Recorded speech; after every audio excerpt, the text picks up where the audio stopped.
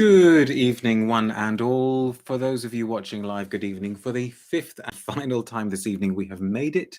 I think I will be more than ready for a drink after having spoken to you now for well over an hour. I didn't think it was actually going to be taking this long. First comment for this one goes to Maudlin, who says, hello again, everyone. Stephanie says, yes. Holly Bond saying, hello, Tubereuse Criminelle. And Echo Jock says, hi all.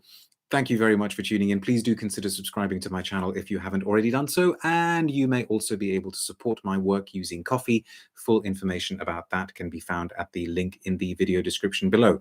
So, as this is going to be the last video for a while, the last video for a good few weeks, if you've watched the first 4 that have come today, thank you very much. If you haven't, you should be able to find them very, very, very easily just by looking at the videos on the channel in the order in which they were released. But as it's the last one, I thought we would end with a goodie. I thought we would end with an undisputed modern classic from 1998, although this isn't the original bottle.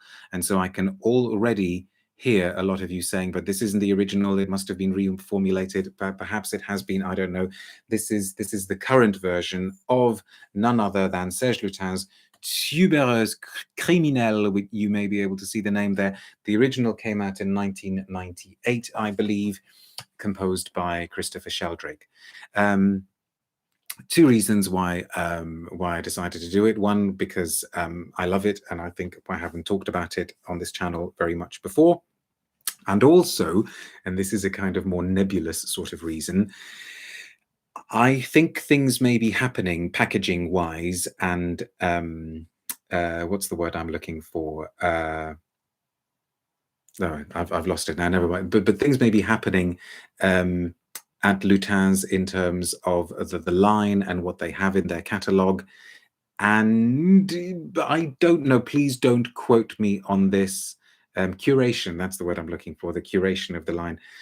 Please don't quote me on this, but I wonder if this is disappearing, or maybe it's disappearing in this form.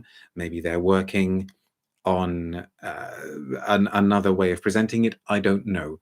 But if you have always had your eye on this or your nose on this, and you haven't got it in your collection, now may be the time to get it. No, Alan, don't quote me on this, because I don't have it on any kind of reliable authority.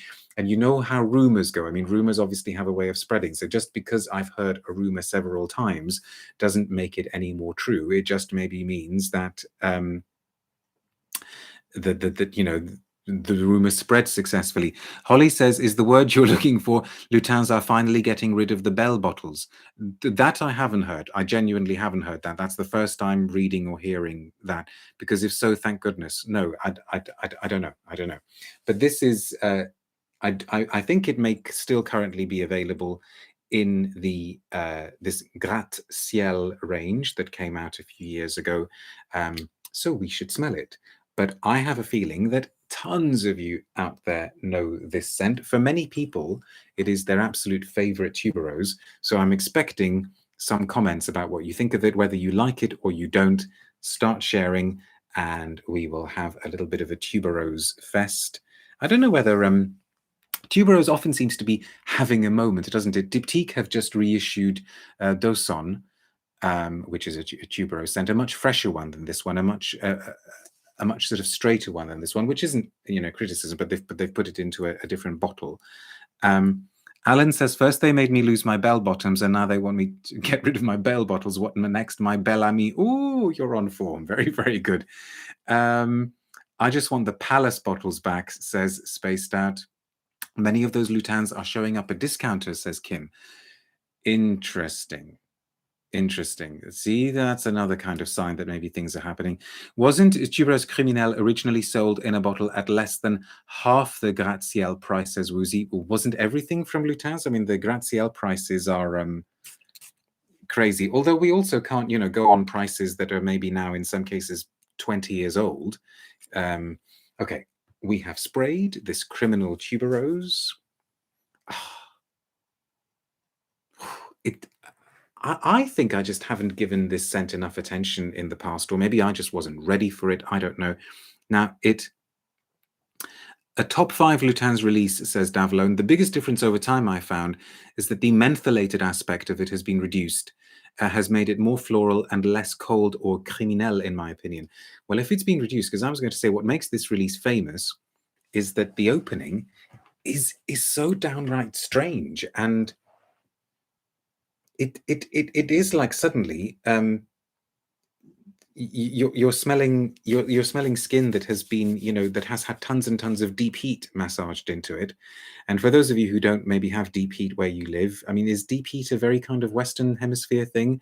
But maybe things like axe oil from the Middle East, not so much tiger balm, and maybe to some extent tiger balm, but tiger balm starts heading into more herbal territories, doesn't it?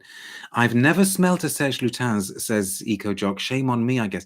There are some gems in the range. You have got so many treats in store if you've never ever smelt a Lutens.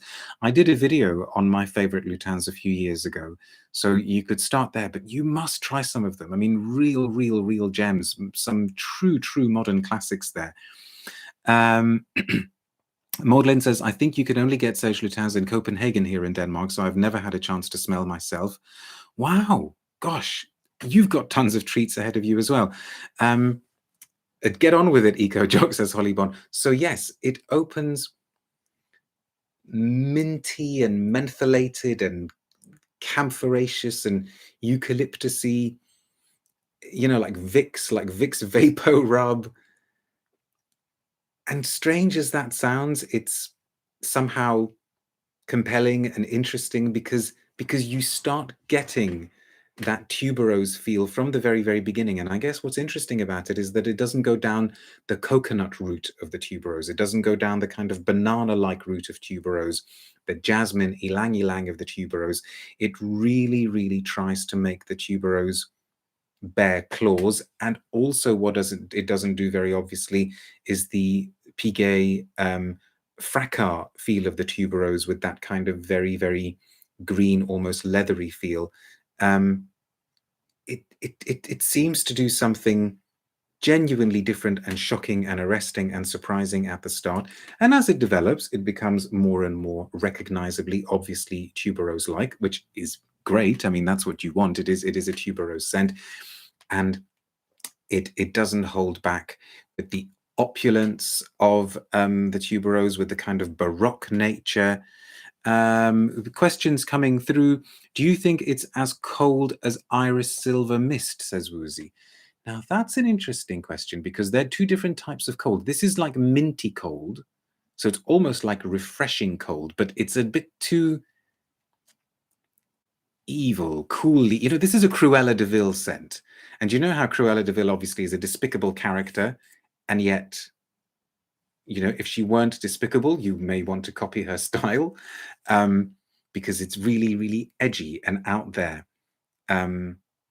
Yeah, so it's the evilness of Cruella de Vil, but in a form that we can take, because we don't mind Cruella de Vil in perfume form. And somebody else also had a question. I was going to ask, this is Holly, saying, do you think it's as cold as the Durissimo opening? Now that's interesting because I wouldn't have called the opening of Durissimo cold. I actually would have called the opening of Durissimo green and gentle, but not necessarily cold. So fascinating. The new French flower, says Rachel, from Matière Première is very banana tuberose. Okay, I haven't smelled that one. Davlon says the transition from menthol smell to tuberose warmth is so surprising and gorgeous. Yeah, couldn't agree with you more. Elias says De Profundis is my favorite floral from Serge Lutens, along with À la Nuit. Beautiful jasmine, of course. I'd love to try this one, though, one day.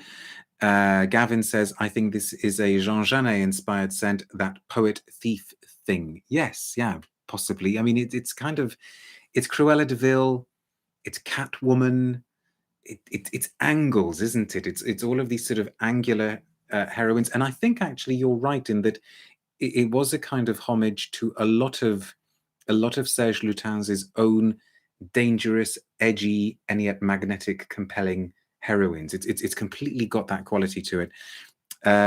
Spaced Out says, I'm on my way to blind buy every Serge bottle Oh, okay, don't hold anything against us, please. So far, I got Chypre Rouge and Ambre Sultan. Fantastic, and the most interesting house I've discovered so far. There you go. And Rachel says À la Nuit is so gorgeous, swoon-worthy. I mean, my favorites from the house probably still remain Ambre Sultan, Iris Silver Mist, Musk Kublai Khan. I mean, they're in the video, so you can watch them. À la Nuit, I love as well. I'm going to forget some of the other ones now. Watch the video. Watch the video. But it's Cher Guy, I love. Araby is interesting. I loved from the latest ones. I thought Fils de Joie was a really strong return to form. So thank you very much, Stephanie. I knew there was like a huge one that I was missing. Sarrasin, thank you very much. That's why I rely on you.